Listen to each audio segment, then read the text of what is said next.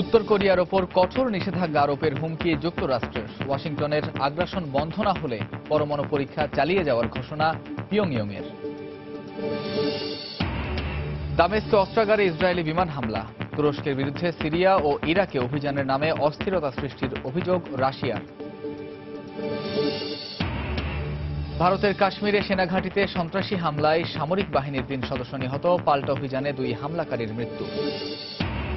এবং রোহিঙ্গা সংকট সমাধানে চীনের আগ্রহকে স্বাগত জানাচ্ছেন আন্তর্জাতিক সম্পর্ক বিশ্লেষকরা। নিষ্পত্তির প্রস্তাব বাংলাদেশকে গ্রহণ করার পরামর্শ।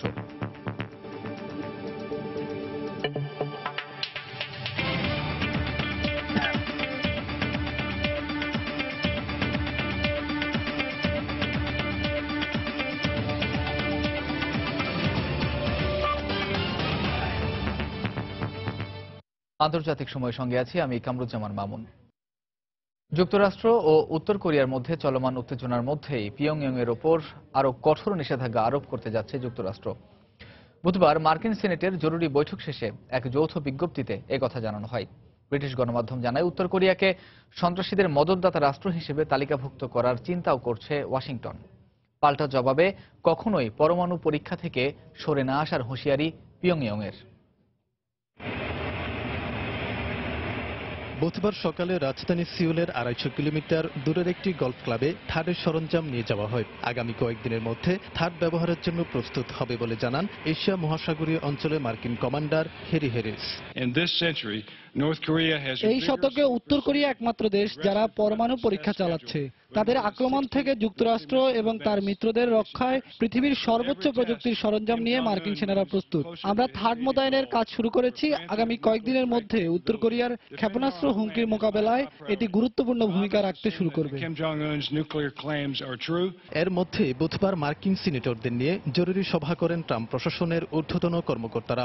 এতে প্রশাসনের পক্ষে ছিলেন পররাষ্ট্রমন্ত্রী রেক্স টিলারসন, প্রতিরক্ষামন্ত্রী জেম ম্যাটিস এবং জাতীয় গোয়েন্দা দপ্তরের পরিচালক জেন কোর্স। সকলের উপস্থিতিতে অনুষ্ঠিত বৈঠকের বিস্তারিত জানা না গেল সভায় উত্তর কোরিয়ার উপর নতুন নিষেধাজ্ঞা ও কূটনৈতিক চাপ বাড়ানোর সিদ্ধান্ত হয় বলে জানায় গণমাধ্যম। গুরুত্বপূর্ণ এই বৈঠক শেষে উত্তর কোরিয়াকে আলোচনায় ফিরিয়ে আনার উদ্যোগ নিতে ট্রাম্প প্রশাসনের প্রতি আহ্বান জানান সিনেটররা।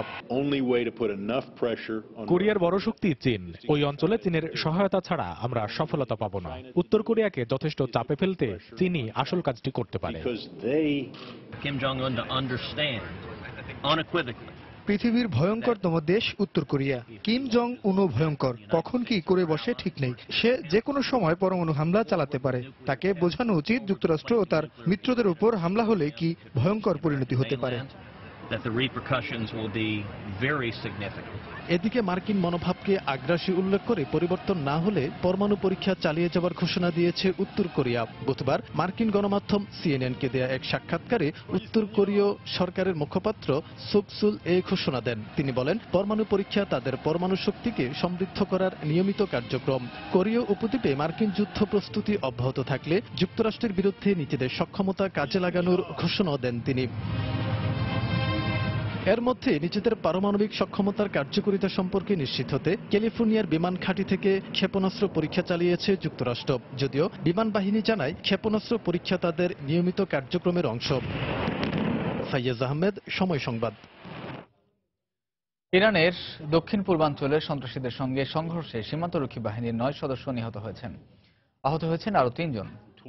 সংবাদ মাধ্যম জানায়, বুধবার মির জাবেহ শহরের কাছে টহল দেওয়ার সময় সীমান্তরক্ষী বাহিনীর ওপর অতর্কিত হামলা চালায় সন্ত্রাসীরা।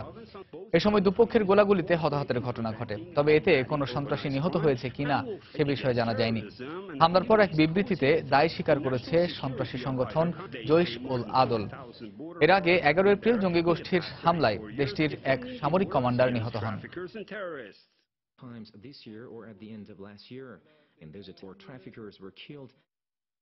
সিরিয়ার দামেস্ক আন্তর্জাতিক বিমানবন্দরের কাছে বিমান হামলা চালিয়েছে ইসরায়েলি বাহিনী। বৃহস্পতিবার হঠাৎই বিমানবন্দরের কাছে বড় ধরনের বিস্ফোরণের ঘটনা ঘটে। তাৎক্ষণিকভাবে বিস্ফোরণের বিষয়ে কিছু জানা না গেলেও পরবর্তীতে ইসরায়েল এ হামলা চালানোর কথা জানায়। সিরিয়ায় ইরানের অস্ত্র সরবরাহ রোধ করতেই অস্ত্রাগার লক্ষ্য করে এই বিমান হামলা চালানো হয়েছে বলে জানানো হয়। হামলায় এখন পর্যন্ত কারো হতাহতের খবর পাওয়া যায়নি।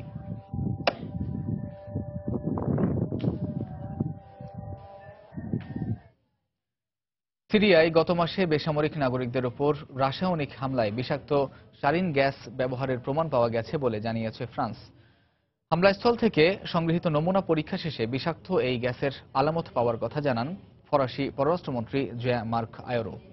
সন্ত্রাস দমনের নামে সিরিয়া এবং ইরাকের সীমান্ত এলাকায় তুর্কি বাহিনীর বিমান হামলা চলমান সংকটময় পরিস্থিতিকে আরও জটিল করে তুলবে বলে মন্তব্য করেছে মস্কো। রাশিয়ার এ মন্তব্য সত্ত্বেও সিরিয়ার উত্তরাঞ্চলীয় হাসাকা প্রদেশে কুর্দি বিরোধী বিমান হামলা অব্যাহত রেখেছে তুর্কি বাহিনী। আলেপ্পোয় উদ্বাস্তুদের গাড়ি বহরে সাম্প্রতিক বোমা হামলায় নিহতদের কফিন কাঁধে নিয়ে বুধবার এভাবেই বিক্ষোভ করেন শত শত সাধারণ মানুষ। কফিনগুলো রাজধানী দামেস্কের সাইদা জয়নাব মসজিদে নিয়ে যাওয়া হলে তাদের জানাজায় যোগ দেন প্রায় 2000 সিরীয়। হামলায় নিহত প্রায় 120 জনের মধ্যে বুধবার একসঙ্গে দাফন করা হয় অন্তত 52 জনকে। আমরা নিহতদের পরিবারের প্রতি গভীর শোক প্রকাশ করছি। সন্ত্রাসীদের জানাতে চাই, সিরিয়ার জনগণ কাঁধে কাঁধ মিলিয়ে ঐক্যবদ্ধভাবে সব ধরনের সন্ত্রাস মোকাবেলা করবে এবং সিরিয়ায় আবারও শান্তি ফিরে আসবে। এ অবস্থার মধ্যে সিরিয়ার উত্তর পূর্বাঞ্চলীয় রাক্কা শহরের কাছে অবস্থিত কাপস এলাকায় বুধবার দলে দলে পৌঁছাতে শুরু করে যুদ্ধবিধ্বস্ত দেশটির গৃহহীন বাসিন্দারা। বিদ্রোহীদের সঙ্গে সরকারি বাহিনীর চুক্তি অনুযায়ী সিরিয়ার বিভিন্ন অবরুদ্ধ শহরের প্রায় 1500 বাসিন্দা এদিন রাক্কার আইনিসায় পৌঁছায় বলে জানায় স্থানীয় গণমাধ্যম। অনলাইনে প্রকাশিত এক ছবিতে বিভিন্ন যানবাহনের পাশাপাশি পায়ে হেঁটে তাদের রাক্কায় প্রবেশ করতে দেখা যায়। এদিকে ইদলিবে গত মাসে বেসামরিক নাগরিকদের উপর ভয়াবহ রাসায়নিক হামলায় সারিন গ্যাস ব্যবহারের প্রমাণ মিলেছে বলে জানিয়েছেন ফরাসি পররাষ্ট্রমন্ত্রী মার্ক আয়রো।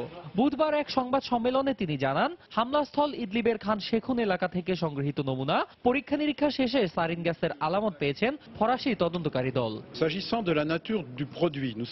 আমাদের তদন্ত কর্মকর্তারা যেসব তথ্য প্রমাণ পেয়েছেন তা থেকে আমরা বলতে পারি হামলায় বিশেষ ধরনের সারিন গ্যাস ব্যবহার করা হয়েছে, যেগুলো সিরিয়ার গবেষণাগারে উদ্ভাবন করা হয়েছে। শুধু তাই নয়, এর আগের হামলাগুলোর সাথেও এবারের হামলার আলামতের যথেষ্ট মিল রয়েছে।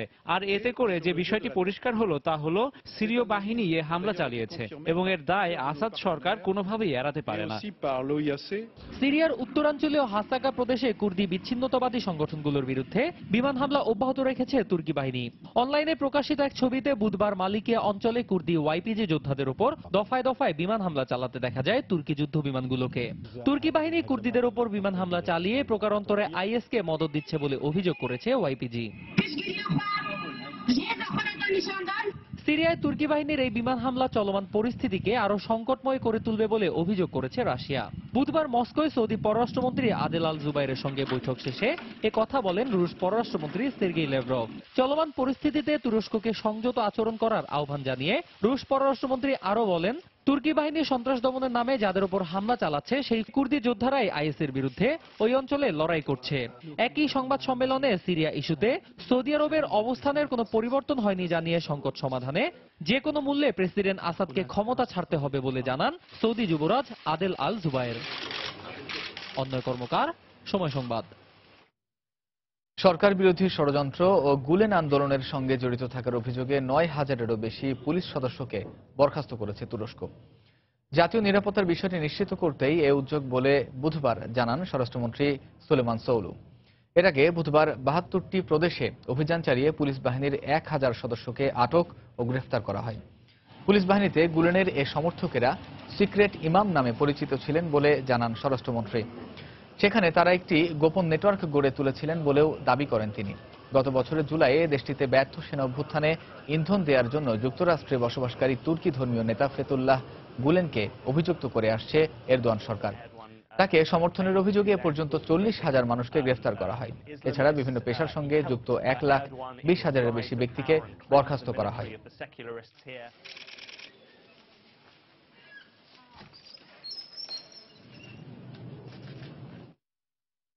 আন্তর্জাতিক সময় আরো দেখবেন। নিজ শহরে নির্বাচনী প্রচারকালে শ্রমিকদের বিক্ষোভের মুখে ফ্রান্সের প্রেসিডেন্ট প্রার্থী ম্যাক্রো। উন্নত কর্মপরিবেশের দাবিতে প্যারিসে পুলিশ সদস্যদের সমাবেশ।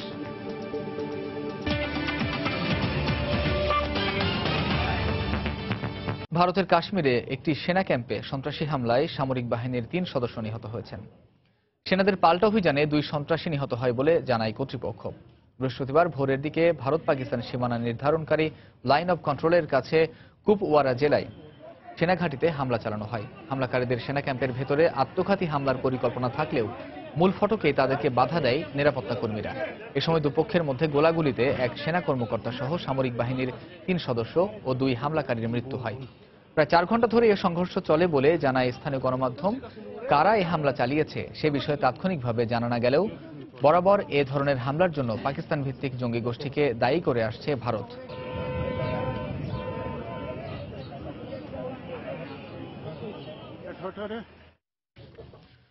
রোহিঙ্গা সংকট সমাধানে চীনের আগ্রহকে স্বাগত জানিয়েছেন আন্তর্জাতিক সম্পর্ক বিশ্লেষকরা। এক্ষেত্রে চীনের স্বার্থ জড়িত থাকলেও রোহিঙ্গার মতো দীর্ঘদিন ধরে ঝুলে থাকা এমন ইস্যু নিষ্পত্তির প্রস্তাব বাংলাদেশের গ্রহণ করা উচিত বলে মনে করেন তারা। সম্প্রতি চীনের বিশেষ দূত সান গুজিয়াং 3 দিনের সফরে ঢাকায় এসে গত মঙ্গলবার পররাষ্ট্র সচিব শহীদুল হকের সঙ্গে বৈঠক করেন। এ বিষয়ে পররাষ্ট্র মন্ত্রণালয় আনুষ্ঠানিক কিছু না জানালেও মন্ত্রণালয়ের বরাত দিয়ে বার্তা সংস্থা রয়টার্স জানিয়েছে, বৈঠকে রোহিঙ্গা সমস্যা সমাধানে মিয়ানমার ও বাংলাদেশকে কূটনৈতিক সহযোগিতার প্রস্তাব দিয়েছে চীন। দেশটির এমন প্রস্তাব বাংলাদেশ বিবেচনা করছে বলেও রয়টার্সের খবরে জানানো হয়। কেবল বাংলাদেশ কিংবা মিয়ানমারই নয়, এই উদ্যোগ সফল হলে তার সুফল পাবে চীনও। এই অঞ্চলে নিজেদের প্রভাব বজায় রাখা, আঞ্চলিক রাজনীতি আর চীনের অর্থনৈতিক স্বাস্থ্য রক্ষার বিভিন্ন ইস্যু বিবেচনা করেই চীন এমন পদক্ষেপ নিচ্ছে বলে মনে করেন আন্তর্জাতিক সম্পর্ক বিশ্লেষকরা। চীনের এই এগিয়ে আসার পেছনে ভারতের সঙ্গে তাদের শীতল সম্পর্কের একটি যোগসূত্র থাকতে পারে বলেও মনে করেন তারা। এটা কিন্তু চীনের স্বার্থেও, তাদের যে কানেক্টিভিটির প্ল্যানগুলো, ওয়ান রোড ওয়ান বেল্ট পলিসিগুলো, এগুলোর জন্য একটা স্থিতিশীল তাদের জন্য নেবারহুড প্রয়োজন। ভূকৌশলগত যে অবস্থান চায়না এবং ভারতের, সেখানে চায়না যদি বাংলাদেশের সাথে মিয়ানমারের রোহিঙ্গা সমস্যাটা যদি তারা সমাধান করে দিতে পারে, তাহলে এই অঞ্চলের স্ট্র্যাটেজিক যেই মুভ সেটার মধ্যে চায়না এগিয়ে যাবে। দীর্ঘদিন ধরে গলার কাটা হয়ে থাকা এই সমস্যাটি নিষ্পত্তির জন্য চীনের প্রস্তাবটি বাংলাদেশের লুফে নেওয়া উচিত বলে মনে করেন আন্তর্জাতিক সম্পর্ক বিশ্লেষকরা। মিয়ানমারের উপর চীনের প্রভাব থাকায় এক্ষেত্রে তাদের পক্ষে ভূমিকা রাখা সহজ হতে পারে বলেও মনে করেন তারা। অন্য যে কোনো পক্ষ থেকে চাইনিজ মুভ বেশি ফলপ্রসূ হওয়ার এখানে সম্ভাবনা রয়েছে, যেহেতু এখনো পর্যন্ত মিয়ানমারের সমস্ত বিষয়ের উপরে China is in the driving seat. আমি মনে করি যে চীন যে এখানে এই যদি সহযোগিতা করে, সেটা বাংলাদেশের আমরা সেটাকে গ্রহণ করতে পারি। মিয়ানমারের রাখাইন প্রদেশে সেনাবাহিনীর নির্যাতন থেকে জীবন বাঁচাতে গেল বছর 69,000-এরও বেশি রোহিঙ্গা মুসলমান বাংলাদেশে পালিয়ে আসে। রাশেদ লিমন, সময় সংবাদ, ঢাকা। উত্তর আমেরিকার মুক্ত বাণিজ্য চুক্তি নাফটা থেকে যুক্তরাষ্ট্র সরে আসবে না বলে জানিয়েছেন প্রেসিডেন্ট ডোনাল্ড ট্রাম্প। মেক্সিকো ও কানাডার সঙ্গে মতপার্থক্য এবং চুক্তির অসঙ্গতিগুলো নিয়ে তিনি আলোচনায় বসতে চান বলে বুধবার জানায় হোয়াইট হাউস। এদিকে যুক্তরাষ্ট্রে বাণিজ্য কর 35% থেকে কমিয়ে 15% করার প্রস্তাব করেছেন ট্রাম্প। পাশাপাশি মার্কিন বহুজাতিক কোম্পানিগুলো মুনাফা দেশে ফিরিয়ে আনার ক্ষেত্রে এককালীন কর আরোপের পরিকল্পনা করা হচ্ছে। বুধবার পশ্চিমাঞ্চলীয় রাজ্য ক্যালিফোর্নিয়ার লস অ্যাঞ্জেলেসে প্রেসিডেন্ট ডোনাল্ড ট্রাম্পের বক্তব্যের অনুকরণ করে এক ব্যতিক্রমী প্রতিযোগিতার আয়োজন করা হয়। দ্য লাভ ফ্যাক্টরি নামে একটি কমেডি ক্লাবের আয়োজনে 10 তরুণ এই প্রতিযোগিতায় অংশ নেন। ওবামা কেয়ার, সিরিয়ায় সাম্প্রতিক ক্ষেপণাস্ত্র হামলা, আইএস, সীমান্তের দেয়াল তৈরি ও চীন বিষয়ে তারা প্রত্যেকে 2 মিনিট করে ট্রাম্পের বক্তব্য অনুকরণ করেন। এদিন হোয়াইট হাউস এক বিবৃতিতে জানায়, কানাডা ও মেক্সিকোর সঙ্গে স্বাক্ষরিত মুক্ত বাণিজ্য চুক্তি থেকে সরে আসবে না যুক্তরাষ্ট্র। মেক্সিকোর প্রেসিডেন্ট এনরিক পেনা নিয়েতো ও কানাডার প্রধানমন্ত্রী জাস্টিন ট্রুডোর সঙ্গে প্রেসিডেন্ট ট্রাম্প কথা বলে মতপার্থক্যের বিষয়গুলো নিয়ে যুক্তরাষ্ট্র আলোচনা করতে চায় বলে জানিয়েছেন। চুক্তির অসঙ্গতি দূর করে এই বাণিজ্য জোটকে তিনি আরো কার্যকর করতে চান বলে বিবৃতিতে প্রেসিডেন্ট ট্রাম্পের বক্তব্য তুলে ধরা হয়।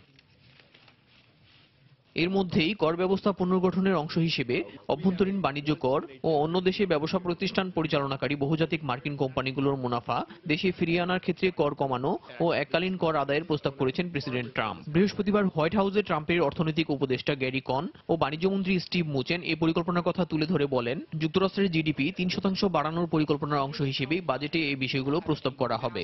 মৃত ব্যক্তি ও দাতব্য প্রতিষ্ঠানের নামে থাকা ঋণের উপর কর কমানোর পরিকল্পনা করা হচ্ছে বলেও জানান বাণিজ্যমন্ত্রী। নির্বাচনী প্রতিশ্রুতি অনুযায়ী বাণিজ্য কর 35% থেকে 15% নামিয়ে আনার প্রস্তাব করেছেন প্রেসিডেন্ট ট্রাম্প। এটি শুধু বড় কোম্পানির জন্যই নয়, মাঝারি ও ছোট আকারের বাণিজ্য প্রতিষ্ঠানগুলোর জন্য প্রযোজ্য হবে। মার্কিন কোম্পানিগুলোর বিদেশ থেকে আনা মুনাফার ক্ষেত্রে কর শিথিল ও এককালীন করার ফলে অন্য দেশে অর্থ পাচার কমবে, যা যুক্তরাষ্ট্রের অর্থনীতি, বাণিজ্য ও কর্মসংস্থান ব্যবস্থায় গতি আনবে। আশা করি আমাদের প্রস্তাবে ডেমোক্র্যাটরা সমর্থন দেবে। সরকারি স্কুলগুলোতে কেন্দ্রীয় সরকারের আইনি কর্তৃত্বের বিষয়টি পর্যালোচনা করতে বুধবার এক নির্বাহী আদেশে সই করেছেন প্রেসিডেন্ট ট্রাম্প। এই আদেশে স্কুলের সার্বিক ক্ষমতা রাজ্য ও স্থানীয় কমিউনিটির হাতে ন্যস্ত করার কথা বলা হয়েছে। এই অবস্থার মধ্যেই আগামী 29 এপ্রিল প্রেসিডেন্টের দায়িত্ব নেওয়ার 100 দিন পূর্ণ করতে যাচ্ছেন ডোনাল্ড ট্রাম্প। একাধিক জরিপ অনুযায়ী মার্কিন প্রেসিডেন্ট হিসেবে সবচেয়ে কম জনপ্রিয়তা নিয়ে শতদিন অতিবাহিত করতে যাচ্ছেন তিনি। দেলোয়ার হোসেন, সময় সংবাদ। যুক্তরাষ্ট্রে অবৈধ অভিবাসীদের অপরাধের শিকার মার্কিনীদের সহায়তার জন্য victim of immigration crime engagement office বা ভয়েস নামে নতুন দপ্তর খুলেছে যুক্তরাষ্ট্রের হোমল্যান্ড সিকিউরিটি বিভাগের অধীন ইমিগ্রেশন অ্যান্ড কাস্টমস এনফোর্সমেন্ট বা আইস। নতুন এ দপ্তর ভুক্তভোগীদের সাহায্যের জন্য সম্ভাব্য অপরাধীদের ইমিগ্রেশন স্ট্যাটাস, অবস্থান সহ বিস্তারিত তথ্য সংগ্রহ করবে এবং ভুক্তভোগীদের সচেতনতায় কমিউনিটির সঙ্গে একযোগে কাজ করবে। অবৈধ অভিবাসীদের বহিষ্কারে নির্বাহী আদেশের পাশাপাশি গেল ফেব্রুয়ারিতে ট্রাম্প ঘোষণা করেন ভুক্তভোগী মার্কিনীদের সহায়তা করতে বিশেষ দপ্তর খুলবেন তিনি। এই ঘোষণার 2 মাস পরই বুধবার victim of immigration crime engagement office এর কার্যক্রম আনুষ্ঠানিকভাবে শুরুর ঘোষণা দেন homeland security secretary John F কেলি।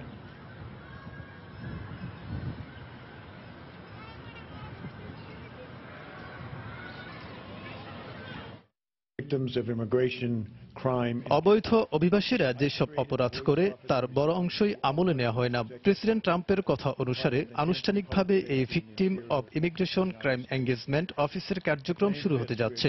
নতুন এই দপ্তরের মাধ্যমে আমরা অবৈধ অভিবাসীদের অপরাধের শিকার ভুক্তভোগী মার্কিনীদের সহায়তা দিতে কাজ করব। গত কয়েক মাস ধরে চলা বিক্ষোভ সহিংসতার মধ্যে অর্গানাইজেশন অব আমেরিকান স্টেটস বা OAS এর সদস্য পদ থেকে সরে যাওয়ার কথা জানিয়েছে ভেনেজুয়েলা। যুক্তরাষ্ট্রসহ উত্তর, মধ্য ও দক্ষিণ আমেরিকার 35টি দেশের এ জোট থেকে বুধবার নিজেদের প্রত্যাহারের কথা জানায় ভেনেজুয়েলার সরকার। শিগগিরই এর আনুষ্ঠানিক প্রক্রিয়া শুরু হবে বলে জানানো হয়। দেশটিতে চলমান আর্থিক মন্দার মধ্যে সরকার বিরোধী বিক্ষোভে বুধবার আরও 1 জন নিহত হয়। বিক্ষোভ সহিংসতায় এ পর্যন্ত দেশটিতে অন্তত 30 জন নিহতের খবর পাওয়া গেছে। এদিকে বুধবার একটি কারাগারে দাঙ্গায় 12 জন নিহত ও 11 জন আহত হয়েছেন বলে জানিয়েছে দেশটির কারা কর্তৃপক্ষ।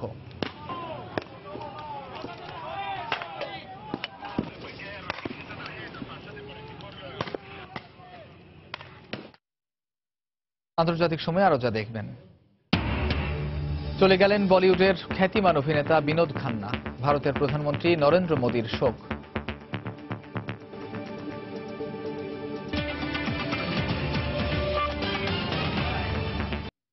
প্রেসিডেন্ট নির্বাচনের প্রচারণায় গিয়ে উত্তর ফ্রান্সে শ্রমিকদের বিক্ষোভের মুখে পড়লেন মধ্যপন্থী প্রার্থী ইমানুয়েল ম্যাক্রো।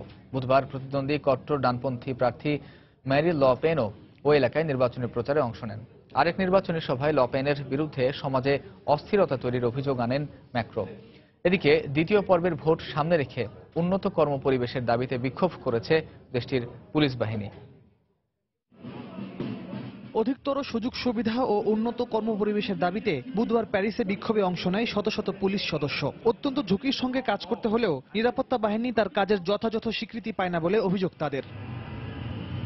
দ্বিতীয় পর্বের নির্বাচন সামনে রেখে বুধবার উত্তর ফ্রান্সের আমিয়া শহরে প্রচারণায় অংশ নেন ফ্রান্সের নির্দলীয় প্রেসিডেন্ট পদপ্রার্থী ইমানুয়েল ম্যাক্রো। এ সময় স্থানীয় শ্রমিকদের বিক্ষোভের মুখে পড়েন তিনি। প্রতিদ্বন্দ্বী প্রার্থীর চেয়ে বিপুল ব্যবধানে এগিয়ে থাকায় জয়ের বিষয়ে মোটামুটি নিশ্চিত থাকলেও নিজ শহরেই শ্রমিকদের বাধার সম্মুখীন হলেন ম্যাক্রো। বিক্ষোভের কারণে দ্রুত সভাস্থল ছাড়তে বাধ্য হন তিনি। একই দিন শহরটিতে প্রচারণায় অংশ নিয়ে শ্রমিকদের উপযুক্ত কর্মপরিবেশ নিশ্চিত করার পাশাপাশি তাদের সুযোগ সুবিধা আরো বাড়ানোর প্রতিশ্রুতি দেন নির্বাচনের অপর প্রার্থী ল পেন। ম্যাক্রো এই অঞ্চলে প্রচারণায় এসেছিলেন, কিন্তু তিনি শ্রমিকদের সঙ্গে কোনো বৈঠক করেননি। যারা মুখে উন্নতির কথা বলে জনগণ তাদের বিশ্বাস করে না। আমি ক্ষমতায় আসতে পারলে শ্রমিকদের জীবনমান উন্নয়নের কাজ করব। ইমানুয়েল ম্যাক্রো তার প্রতিদ্বন্দ্বীর সমালোচনা করতে ছাড়েননি। উত্তর পশ্চিমাঞ্চলীয় আরাস এলাকায় এক জনসভায় দেয়া বক্তৃতায় লপেন ক্ষমতায় আসলে ফ্রান্সের গণতন্ত্র হুমকির মুখে পড়বে বলে মন্তব্য করেন তিনি। লপেন কট্টর চিন্তা ভাবনা নিয়ে বেড়ে উঠেছেন।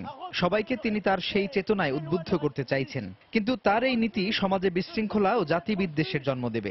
এসব আশঙ্কার কথা মাথায় রেখেই দ্বিতীয় দফা ভোটে ফরাসিদের ভোট দেওয়া উচিত হবে। প্রথম পর্বের নির্বাচনে হেরে যাওয়া প্রার্থী ও বিদায়ী প্রেসিডেন্ট ফ্রাঁসোয়া ওলাদের পর এবার প্রাক্তন প্রেসিডেন্ট নিকোলা সার্কোজিও ম্যাক্রোকে সমর্থন দিয়েছেন। বিভিন্ন জনমত জরিপে আগামী 7 মের প্রেসিডেন্ট নির্বাচনে মধ্যপন্থী প্রার্থী ম্যাক্রোর জয়ের আভাস পাওয়া যাচ্ছে। তবে নির্বাচনের আগে ম্যাক্রোর বিপুল জনসমর্থন সত্ত্বেও শেষ পর্যন্ত হাড্ডাহাড্ডি লড়াই হবে বলেই ধারণা করছেন বিশ্লেষকরা। রিয়াদুল ইসলাম, সময় সংবাদ।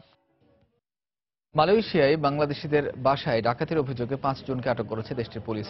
মঙ্গলবার কুয়ালালামপুরের জালান লোক ইউয়ের একটি বাড়ি থেকে তাদের আটক করা হয়। আটককৃত 5 সন্দেহভাজন 4 দিন আগে একই এলাকায় বসবাসরত 17 বাংলাদেশির বাড়িতে ডাকাতি করে। ওই দিন ডাকাতের হামলায় এক বাংলাদেশি গুরুতর আহত হন। পুলিশ জানিয়েছে আটককৃতদের বয়স 19 থেকে 36 বছরের মধ্যে। তাদের কাছ থেকে 30টি মোবাইল ফোন জব্দ করা হয়েছে। এছাড়া চলতি বছর একই এলাকায় আরো 3টি ডাকাতির ঘটনায় তারা জড়িত বলে ধারণা করা হচ্ছে।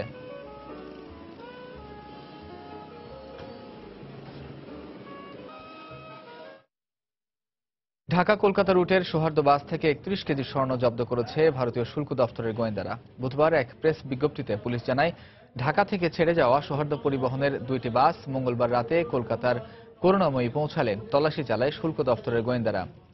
এ সময় বাস দুটি থেকে জুয়েলারি সহ 31 কেজি স্বর্ণ উদ্ধার করা হয়, যার বাজার মূল্য প্রায় 9 কোটি রুপি। এ ঘটনায় জড়িত সন্দেহে পশ্চিমবঙ্গ ভূতল পরিবহন নিগমের 2 জন চালক ও 1 জন সুপারভাইজারকে আটক করা হয়েছে। পুলিশ জানায়, একটি সংঘবদ্ধ আন্তর্জাতিক পাচারকারী দল দীর্ঘদিন ধরে কলকাতা ঢাকা রুটে যাত্রীবাহী বাসে স্বর্ণ পাচার করে আসছিল। এর মধ্যে চলতি মাসেই ভারত বাংলাদেশ সীমান্ত থেকে প্রায় 150 কেজি স্বর্ণ উদ্ধার করা হয়েছে। গণতান্ত্রিক কঙ্গো প্রজাতন্ত্রে জাতিগত দাঙ্গায় গেল 1 সপ্তাহে অন্তত 20 জন নিহত হয়েছে বলে জানিয়েছে জাতিসংঘ। বুধবার এক বিবৃতিতে সংস্থার পক্ষ থেকে জানানো হয়, 19 এপ্রিল রাজধানী কাসাইয়ের পূর্বাঞ্চলীয় শিকাপাই, লুলুয়ালুবা এবং চৈপেন্দে সম্প্রদায়ের মধ্যে তুমুল সংঘর্ষ হয়। এতে চৈপেন্দে গোষ্ঠীর 20 জন নিহত হয়। চৈপেন্দে গোষ্ঠীর দাবি, কাসাইয়ের পাশের এলাকার লুলুয়ালুবা সম্প্রদায় বিদ্রোহী সংগঠন কাম উইনা সাপুকে সমর্থন করে। 2016 সালে পুলিশের সন্ত্রাসী বিরোধী অভিযানে এই বিদ্রোহী সংগঠনের প্রধান নিহত হওয়ার পর থেকে নিরাপত্তা বাহিনীর সঙ্গে লড়াই করছে তারা। জাতিসংঘের এক হিসেব অনুযায়ী সরকারি বাহিনীর হাতে বিদ্রোহী সংগঠন কাম উইনা সাপুর প্রধান নিহত হওয়ার পর থেকে গেল 8 মাসে দুপক্ষের সংঘর্ষে সংস্থার 2 পর্যবেক্ষক সহ কমপক্ষে 400 জন নিহত হয়েছে।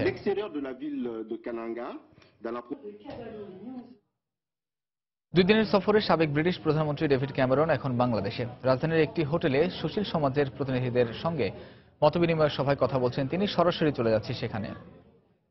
To our economy, to our society, to our music, to our culture, they enrich Britain and make us a better and stronger country.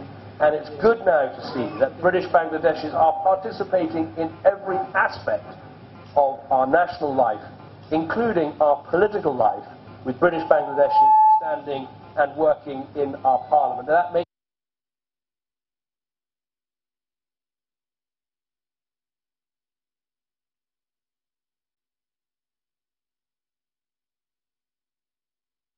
country.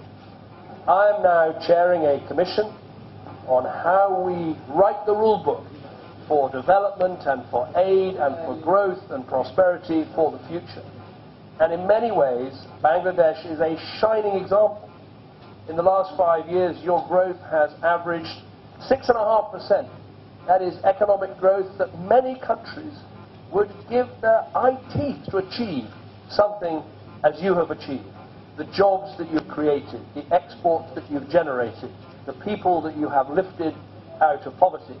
And the challenge that I want to help with is how you now take that forward to move and achieve your goal of becoming not just a middle-income country, but in time an advanced economy as well.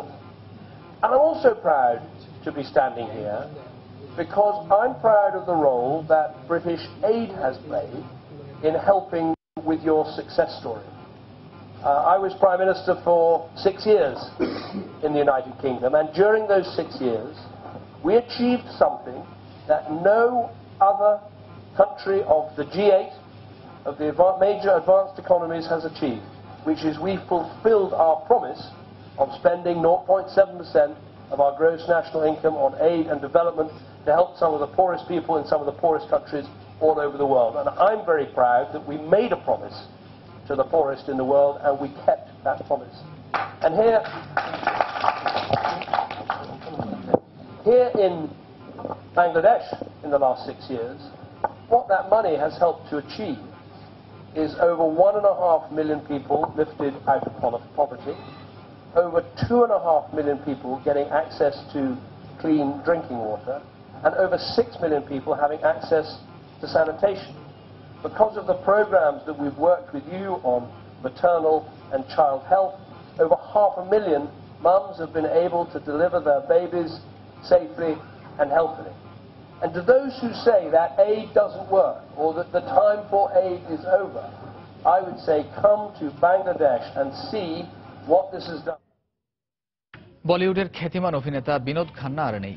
ক্যান্সারে আক্রান্ত এই অভিনেতা আজ সকালে 70 বছর বয়সে মারা যান। 1968 সালে মান কি বাত ছবিতে অভিনয়ের মধ্য দিয়ে চলচ্চিত্র জগতে পা রাখার পর 70 ও 80-র দশকে ব্যাপক জনপ্রিয়তা লাভ করেন এই অভিনেতা। তার মৃত্যুতে শোক জানিয়েছেন প্রধানমন্ত্রী নরেন্দ্র মোদী। হাত কি সাফাই চলচ্চিত্রে অনবদ্য অভিনয়ের জন্য 1999 সালে Filmfare lifetime achievement award লাভ করেন তিনি।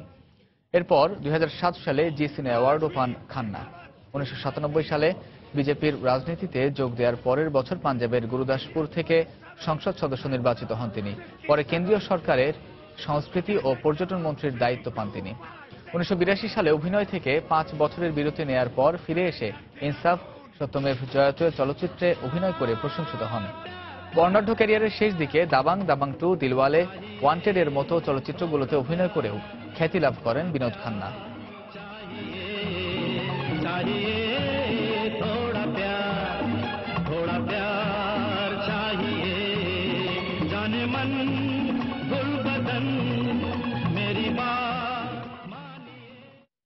ভারতের পশ্চিমবঙ্গের উত্তর দিনাজপুর জেলায় বাংলাদেশ সীমান্তের কাছাকাছি সন্ধান পাওয়া গোপন সুড়ঙ্গ পরিদর্শন করেছে বিজিবি ও বিএসএফ।